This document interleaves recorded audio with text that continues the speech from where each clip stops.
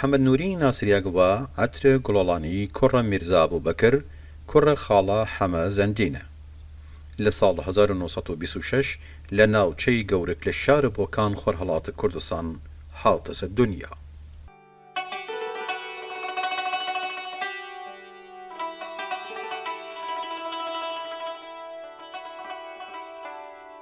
گوڵۆڵانی جۆر شاعر و نووسەر و کەسایەتی ناوداور کورد ناسریاگ لە تەمەنە گەنجیەوە تێکەڵە کار و خەباوتە کۆمەڵایەتی و سیاسی بووە و تایبەت لە ساڵە 1944 و لاوە تا ساڵی لە 1948 و 1949 وە گورەی دەوران و ئاڵ و گوێر زەمان سەیر و سەمەرەی فرەی فراوانی لە ژیان هاتەسە تووشی.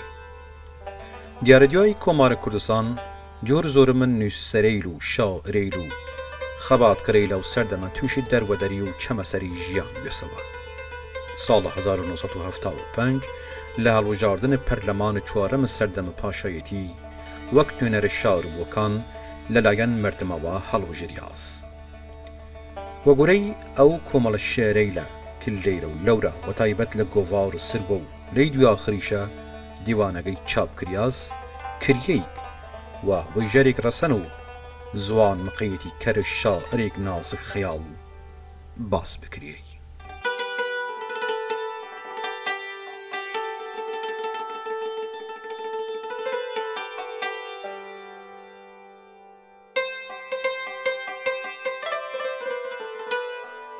شێوازە هێورە خەیاڵ و زوانە دەرخستن لە جیهان و شێری مامۆستا نووری و چەشنی تێی کەڵبێنە کە چەشنە ئەڵاجەیویک لە ناخ و لە دڵە شاعر وەدی هاوردەکە.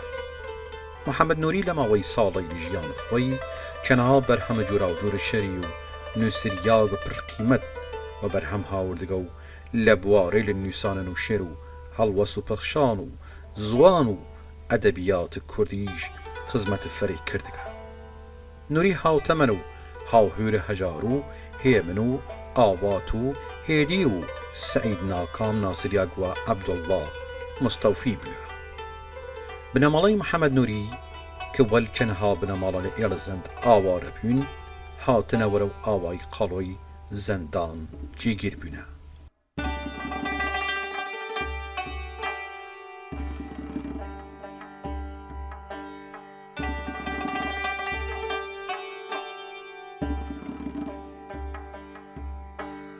هەر لە تەمەنە مناڵی دڵ و مەشک نووری وە بووە ئەترێک گوڵە جوانەی لە شلێرە و وەنەوشە و میلاقە و گوڵە گەزیزەی وڵاتەکەی کوردستان قاڵ و زاخا و دریاس. سەرەتایی لە کار فەرهەنگی و کۆمەڵایەتی ئەو هەر لە تەمەنە جایڵ جوانیەوە دەسۆپی کرد و لە بار و دۆخ و فەرهەنگی ئەو ساڵەی لە کوردستان و ئیرانە لە بوارەی لە فەرهەنگی و کۆمەڵایەتی و سیاسی خەریکە کار و چالاکی بووە. دیاخریش لە مەهاوات بێسەندام و کۆمەڵی ژیکاف و ناو نەهێنی ئەترە ڕاخۆی دیاری کردگە. لە ناوەڕاستە ساڵەی لە چلە لە مکریان مامۆستای خوێندنگاو بووە. لە میانە ساڵەی لە هەفتاییلیش سەردەمێک نەخۆش کەفتگە و لە نەخۆشخانەی بوو عەلی لە تاران مەندەسەوە. لە ساڵە 1975 لە هەڵبژاردنەی لە سەر تاسەری 24مین خولە پەرلەمان مانای ئەنجومەنی شورای ملی لە تاران جۆر پەرلەمانتار و نوێنەرە مەردم شار بۆکان هەڵبژریاگە و لەو ئەنجومەنە لە 3 کۆمسیۆن لیژنە ئەندام بیە و فرەوە جورئەتەوە وەرگری لەو مەردمە کردگەکە دەنگوە پیدانە.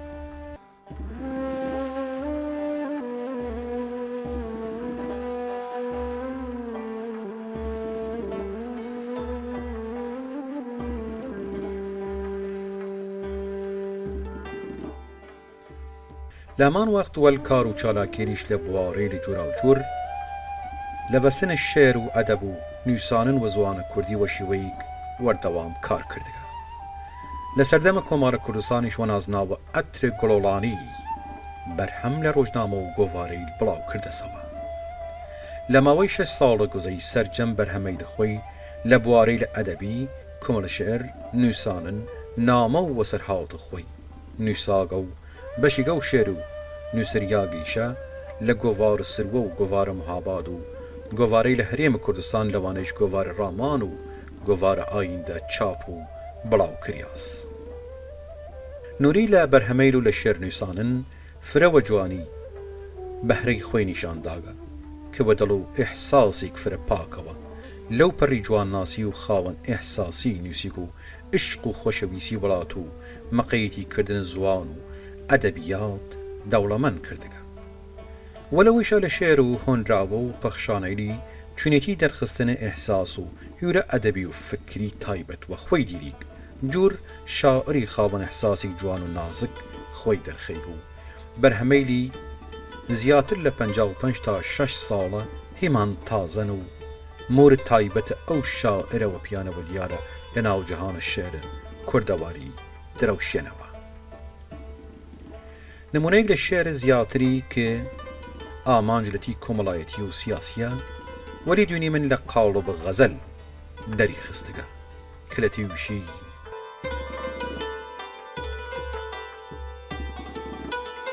هەتاکەی من بناوڵم وە و هەناسەی سەردەوە هەتاکەی لیوە بارە و وەی دڵەی پڕ دەردەوە هەتاکەی ناومیدی سەرکزی ئاوارەیی دەسەوزرانی خوێن چاوم بای وەڕەنگ زەردەوە خۆشی جەرگم هەتاکەی بوو دەقوتت دڵ وەتەن هەتاکەی دیل و یەخسیر بوو وەدەست جەردەوە بەس یەجفتیاری قەزا هەتاکەی ڕاقەوم کورد چم بەدبەختی چنی هەروە و شیر و هەردەوە ئەڕاداست کولنەی و پاڵەی قەدەر ڕاوشین کورد وەختە ڕۆژ ئاوایی کاورە بەس یەکار و کردەوە ڕۆژ بەدبەختی خەلاس بوو بەختە ئیمە هاتەوە تیشک سەربەستی وە دەرخست هاوتە شاخ و زەردەوە.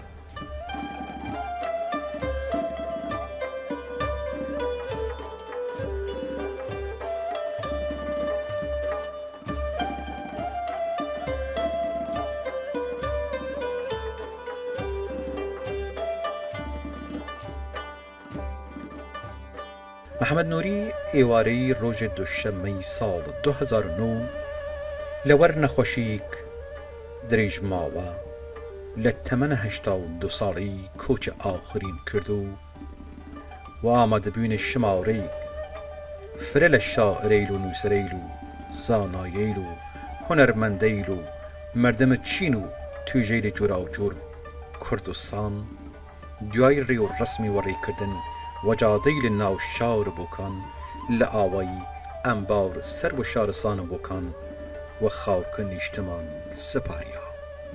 هەزاران هەزار سەڵام لە گیاونە پاکە محەممەد نووریە شاعر و گشت شاعر و ڕۆشن هورەی لە کورد.